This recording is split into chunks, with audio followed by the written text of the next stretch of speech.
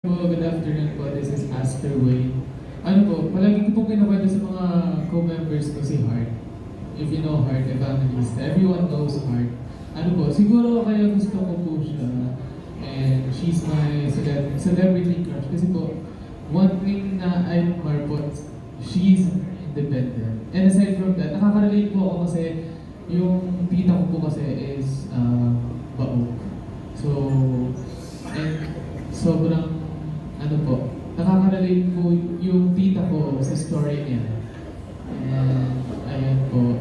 Sorry to say this, Miss Hart, if you're watching, but I still love you. Hindi siya baho ka. Hindi siya baho ka.